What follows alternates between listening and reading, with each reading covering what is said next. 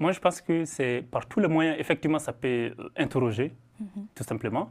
Ça peut interroger... Se battre par tous les par moyens. tous les moyens, ça peut interroger, mais voilà, par tous les moyens, on peut entendre beaucoup de choses derrière ces mots-là. Peut-être que Moussa Mara, ancien Premier ministre, a oublié d'ajouter par tous les moyens légaux qui ferait en sorte qu'on peut entendre d'autres choses, on peut interpréter. C'est sujet à interprétation.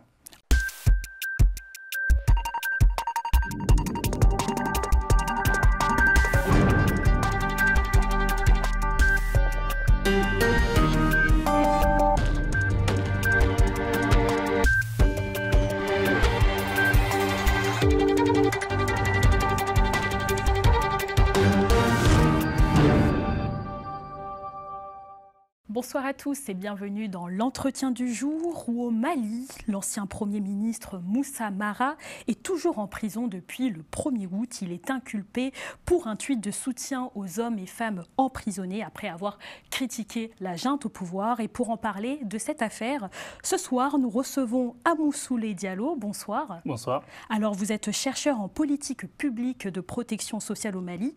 Est-ce que vous avez en soi des nouvelles de Moussa Mara sur sa santé et puis même plus loin sur ses conditions de vie en détention? Effectivement, les dernières nouvelles qui nous viennent, Mme Dalini, c'est que quand il est arrivé à la maison centrale d'arrêt de Bamako, il a été bien accueilli, c'est les premiers mots qu'il nous a donnés.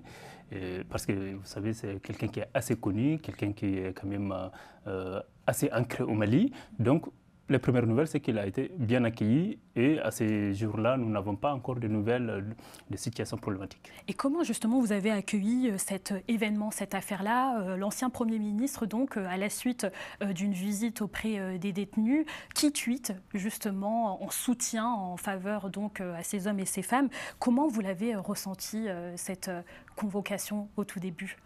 Alors, dans un premier temps, une surprise, mais pas totalement parce que ce n'était pas une première convocation. Et au regard du contexte actuel du Mali, contexte politique, contexte sécuritaire, on sait que souvent, en voulant s'exprimer sur des questions d'intérêt national, on prend souvent certains risques. Donc, c'est quand même, dans un premier temps, une sorte de surprise, mais aussi de stupeur. Convoqué 2 fois de suite, suite à un tweet qui a quand même été fait sur l'espace public, donc ça nous a paru un peu... Oui, voire 4 fois ensuite, enfin 4 fois de suite au cours même de ce mois de juillet. Mais qu'est-ce qui dérange justement le pouvoir, la junte sur cet homme-là, Moussa Mara, quand même ancien Premier ministre? On se demande quand même qu'on n'arrête pas n'importe qui. Qu'est-ce qui dérange? Alors, ce qui pourrait déranger d'une certaine manière, comme on l'a vu, les raisons qui ont fait qu'il a été inculpé, c'est le fait qu'il y a ces visites régulières depuis maintenant qu'il y a pas mal d'emprisonnements au Mali, des hommes et des femmes, qu'ils soient politiques, de société civile, etc. Moussa Mara a pris la décision de leur rendre visite régulièrement et surtout qu'ils sont dispatchés entre les prisons à l'intérieur du pays. Il fait des voyages. Et maintenant, depuis plusieurs mois, voire plus d'1 an, à chaque fois qu'il leur rend visite, il le dit sur son compte Twitter. Et donc, on a l'impression peut-être que ces visites qui sont rendues et le fait que récemment devant les prisons, il a exprimé son soutien à ces détenus-là, qu'il qualifie de détenus d'opinion, qu'on pourrait d'ailleurs considérer. Et donc, on a l'impression que ces visites régulières à ces détenus politiques-là ne semblent pas quelque chose qui convient. Oui, parce que justement, la justice malienne, via le pôle national de la lutte contre la cybercriminalité, accuse bel et bien donc Moussa Mara, entre autres, d'incitation à trouble à l'ordre public, notamment avec ce message exprimé aux détenus, je cite, « Aussi longtemps que dure la nuit, le soleil finira évidemment par apparaître ». Vous ne comprenez pas justement que la peur de ce trouble-là soit justifiée par la justice malienne quand même? Je ne comprends pas. Moussa Mara n'a pas fait un appel à la population malienne. Il y a quand même une sortir. métaphore en soi qui peut y jouer. Aussi longtemps que la nuit durera, le soleil finira par se lever. Mais c'est une réalité. quelle que soit la durée d'une nuit, le soleil finira par se lever. Ça, c'est une réalité. Maintenant, quand c'est dit par un homme politique, ça peut ça peut appeler un peu à l'insurrection. Alors, je vais corriger une chose. Moi, depuis que j'observe la vie politique au Mali, j'observe les activités de Moussa Mara, et depuis l'arrivée au pouvoir des militaires actuellement, en 2020, je ne peux pas considérer que Moussa Mara est un opposant. Il n'a pas exprimé son opposition à ces militaires-là. D'ailleurs, il est le premier à appeler ces militaires quand ils sont arrivés au pouvoir en août 2020. En septembre, c'est lui qui a fait une vidéo pour dire qu'il invite ces militaires à ne pas intégrer des hommes politiques dans leur gouvernement, à inviter tout simplement des technocrates, des gens qui sont capables, qui ont des compétences de gérer, qui peuvent tenir un programme, un objectif et l'amener au bout.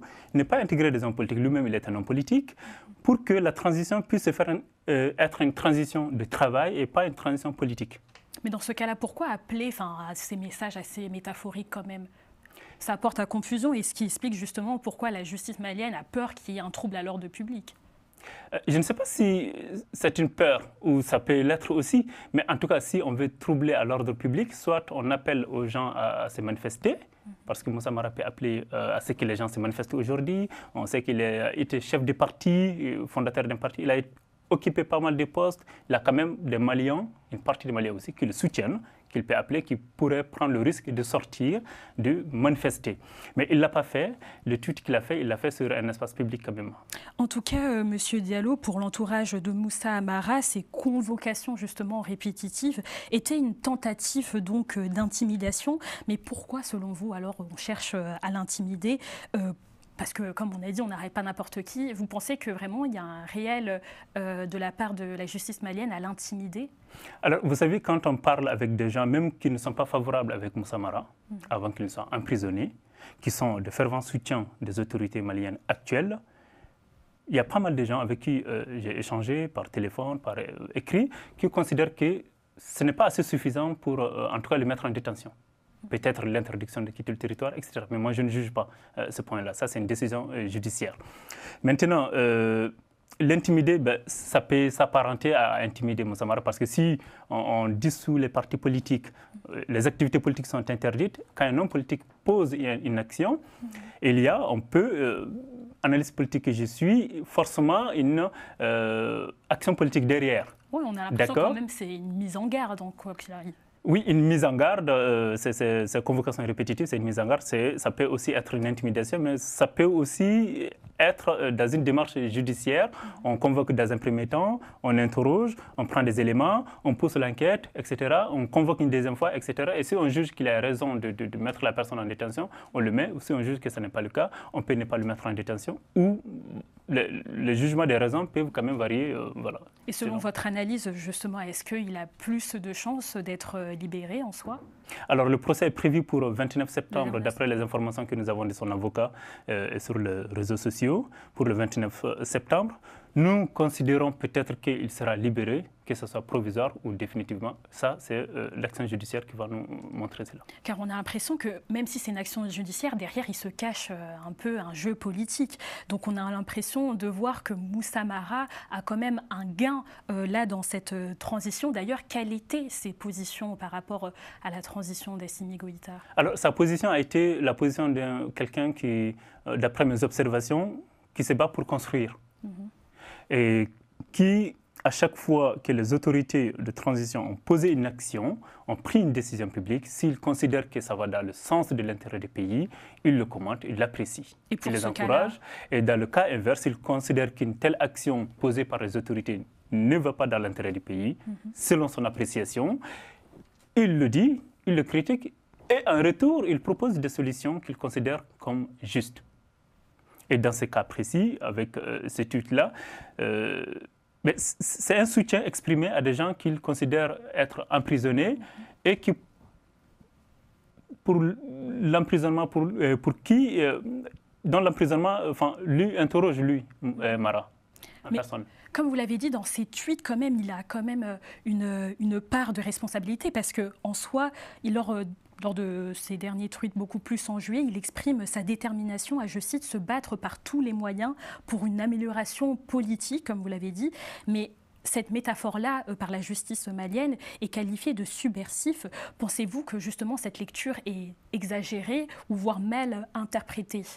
Alors, moi je pense que c'est par tous les moyens, effectivement, ça peut interroger, tout simplement. Ça peut interroger... Se battre par tous les moyens. Par tous les moyens, ça peut interroger, mais voilà, par tous les moyens, on peut entendre beaucoup de choses derrière ces mots-là. Peut-être que Moussa Mara, ancien Premier ministre, a oublié d'ajouter par tous les moyens légaux qui ferait en sorte qu'on peut entendre d'autres choses, on peut interpréter. C'est sujet à interprétation. En soi, on a l'impression de pas trop savoir quel combat porte Moussa Mara en soi. Alors Moussa Mara, moi je pense qu'on le sait, hein, parce que les combats de Moussa Mara sont des combats qui sont écrits. C'est l'un des hommes politiques, voire le seul homme politique qui a le plus écrit ce qu'il pense de la vie publique. Il a publié plusieurs bouquins qu'aucun homme politique n'a publié encore au Mali. C'est quelqu'un qui s'exprime sur des questions d'intérêt national et international. C'est quelqu'un qui fait des propositions régulièrement, des propositions écrites, dans des vidéos, etc. Le combat de Moussa Mara, je pense que c'est un combat politique de lutte contre la corruption, de lutte pour la justice sociale et de lutte pour la souveraineté nationale. Mais selon vous, pourquoi alors il est encore resté au Mali avec tout ça? Même ses avocats disent qu'ils ont peur dans ce jugement-là, même si ça a été écrit, même s'il est assez clair dans ses propos, que justement ce jugement soit mal interprété. Pourquoi il n'est pas seulement allé en exil en France, comme justement l'ancien ministre de la Justice? Alors moi je pense que Moussa Mara, pour avoir échangé quelques fois avec lui, ce n'est pas ce type de personne. Il n'a peur de rien. Avant même ce tweet-là, il répondait à une interview où il disait que lui, il n'a peur de rien. Et rien ne peut l'intimider. S'il faut l'inculper, s'il faut l'emprisonner, ça se fera au Mali. S'il doit rester libre et s'exprimer comme il faut, ça se fera au Mali.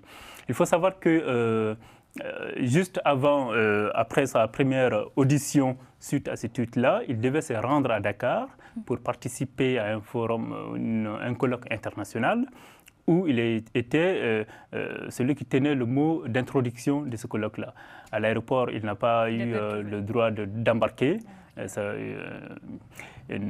refus d'embarquement lui a été opposé à l'aéroport. Il est venu. Moi, je pense que s'il voulait fuir le pays, c'était l'occasion parce que c'était quand même un message assez fort de dire qu'il ne peut pas quitter le territoire national. Et d'ailleurs, qu'est-ce que cette procédure judiciaire reflète-t-elle aujourd'hui sur la situation politique malienne qui, grâce à la justice, étouffe l'opposition, même si justement vous ne définissez pas Moussa Mara comme opposition, mais là, il est assez critique. Il est assez critique, mais je pense que dans un pays où les gens peuvent s'exprimer librement, où les questions d'intérêt national font l'objet de débats entre différents acteurs, les critiques sont nécessaires. Dans tout système politique, s'il n'y a pas de critique, eh bien, on risque quand même... Donc on peut dire que là, en ce moment, le Mali, au niveau liberté d'expression, elle est assez régressive.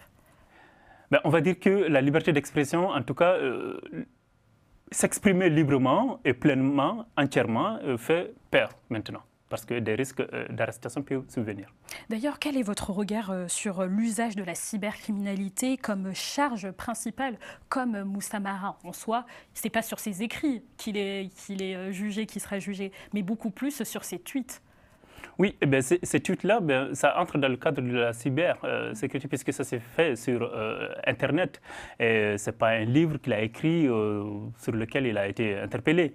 Je pense que c'est une loi d'ailleurs qui a été très appréciée par Moussa Mara il y a quelques mois à Paris, ici, lorsqu'il est venu rencontrer, avant la dissolution des partis, les militants de son parti et d'autres Maliens, comme il le fait d'habitude. Il considérait que ça permet d'encadrer à la fois les expressions dans l'espace public, à la fois les pratiques de cybersécurité. Il faut savoir que le Mali est un pays confronté au djihadisme depuis quand même plus d'une décennie aujourd'hui. Donc, est-ce que cette loi, elle peut servir d'autres causes qui ne sont pas des causes judiciaires? J'en sais rien. Je sais quand même qu'il y a quelques jours, un avocat quand même très important au Mali, Maître Konaré, considérait que cette loi doit être revue parce qu'elle porte d'une certaine manière des limites très très fortes à la liberté d'expression. C'est quand même d'ailleurs aussi très paradoxal parce que l'État malien prétend justement, comme vous l'avez dit, défendre la stabilité, mais il met aussi en danger la cohésion nationale en persécutant là, pour le coup, l'ancien Premier ministre qui est reconnu pour son patriotisme. Qu'en fait-on justement de cette unité malienne alors? Cette unité malienne, elle se définit par ce qui définit l'unité malienne. Maintenant, est-ce qu'elle est mise en cause? En tout cas, les gens qui sont des soutiens de Moussa Mara politiquement ou même humainement, tout simplement, qui estiment que cette incarcération n'était pas assez bienvenue, peuvent être quand même peuvent connaître une situation de frustration. Et donc, mais est-ce que ça va mettre en cause la cohésion nationale? Je ne pense pas, parce qu'au Mali, il y a des mécanismes qui sont quand même assez conséquents, qui permettent de préserver cette cohésion nationale, pour laquelle d'ailleurs récemment une charte pour la paix et la réconciliation nationale a été mise en place par les autorités récemment. Je vous pose cette question parce qu'il est assez reconnu pour son patriotisme, mais aussi connu justement dans l'affaire de l'avion présidentiel de 2014, une affaire donc qui marque encore aujourd'hui sur un peu les soupçons de surfacturation, et de manque de transparence également. Mais comment analysez-vous justement ce cumul en soi de procédures judiciaires envers M. Mara? D'une certaine façon, ça peut être un cumul légitime, vu que Moussa Mara quand même a un parcours politique assez conséquent. Il a été maire, un maire formidable. D'ailleurs, sa commune le reconnaît toujours. Depuis qu'il a été maire en tant que candidat indépendant à l'époque, il n'a jamais été battu. Son parti n'a jamais été battu dans sa commune.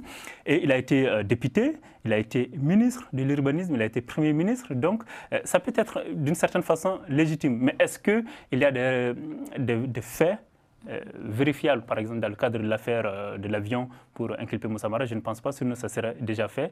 Et Mara est arrivé au poste de Premier ministre au moment où l'avion a déjà été acheté, etc. Sauf qu'il a été quelqu'un, à mon avis, qui a été malencontreusement mêlé à cette affaire-là, mais à ce jour-là, il n'est pas quand même inculpé, alors qu'il y a des gens quand même qui sont encore sous le coup de la justice au Mali pour cette affaire. Bon, après, M. Diallo, sur les réseaux sociaux et lors de ses interventions, Moussa Mara a évoqué justement la gouvernance, la nécessité justement de renforcer cette gouvernance et le respect aussi des droits fondamentaux, même la corruption. Donc c'est pour ça que ça peut porter en soi à confusion. Mais pensez-vous qu'il voit Assimi Goïta un interlocuteur capable d'entendre ces revendications justement de lutte contre la corruption et bien même les respects des droits fondamentaux? Absolument. Absolument, parce que Moussa Mara, depuis l'arrivée de cette transition, il n'a jamais arrêté d'appeler, d'alerter les autorités au plus haut niveau. Parfois il cite, parfois il ne cite pas. Très souvent il ne cite pas, parce qu'un pays est gouverné par plusieurs. Moi, je considère qu'il voit les autorités, notamment le chef de l'État, comme étant un interlocuteur de premier plan pour favoriser une meilleure gouvernance. Je pense que ce dernier s'y attelle déjà. Mais voilà, Mara a toujours quand même été dans une dynamique d'appeler à une meilleure gouvernance pour le pays, même avant, sous ces autorités-là, même sous des régimes précédents. Parce que c'est quand même un homme très intègre, il faut le dire, Moussa Mara, dans sa gestion. Il n'a jamais été mêlé à des questions de corruption, à des questions de détournement de fonds. À ce jour-là, Moussa Mara n'a jamais été mêlé à ces questions-là. Et pourtant, il a eu l'occasion. Et il faut rappeler quand même qu'il a une compétence qui est assez appréciable, expert comptable de haut niveau international. Donc, gouverner sans être mêlé à des affaires de corruption, alors qu'il a les compétences techniques pour le faire, c'est quand même assez fort appréciable.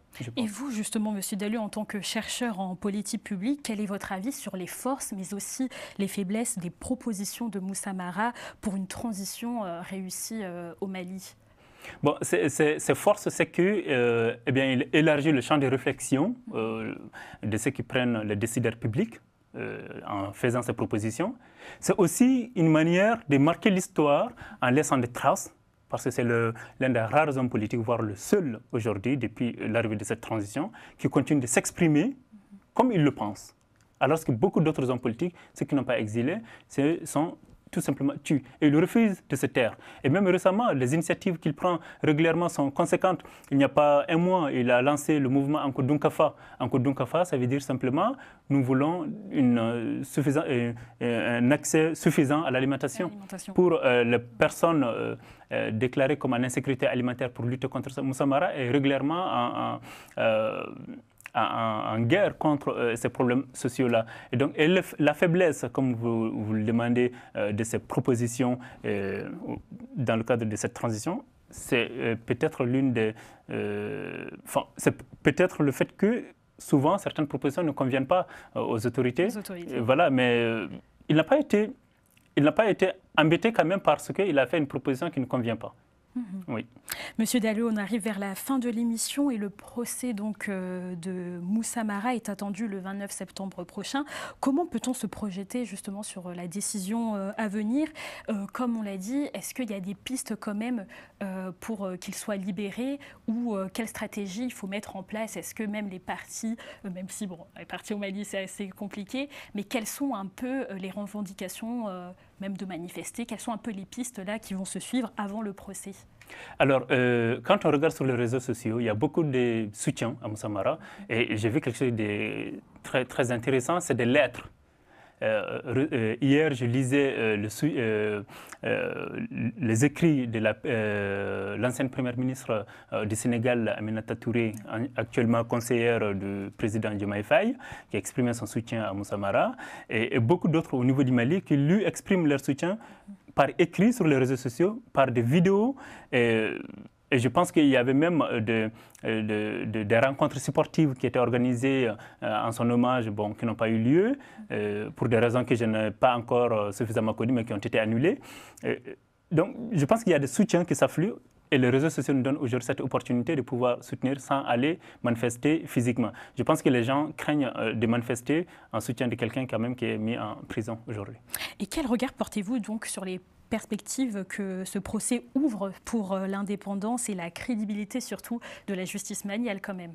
Eh bien, moi je pense que ce procès, par exemple, s'il permet de savoir au plus profond, en dehors de cette lutte-là, ce qui s'est passé et qui a inculpé Moussa Mara, c'est quand même quelque chose qui va être très déterminant pour la confiance qu'on peut avoir, ou les Maliens peuvent avoir en leur justice. Et si le procès il est reporté, ou il est jugé et qu'il est maintenu en détention, et qu'on n'arrive pas à se situer réellement sur pourquoi le procès est reporté ou bien est prolongé, ou bien s'il n'est pas prolongé, etc. Donc on verra, c'est l'issue vraiment du procès qui va nous dire un peu plus sur tout ça. Merci beaucoup Amoussolé Diallo, donc chercheur en politique publique de protection sociale au Mali. Merci à vous de nous avoir suivis. C'est la fin de l'entretien du jour. On se retrouve très prochainement sur Global Africa Télé Sud.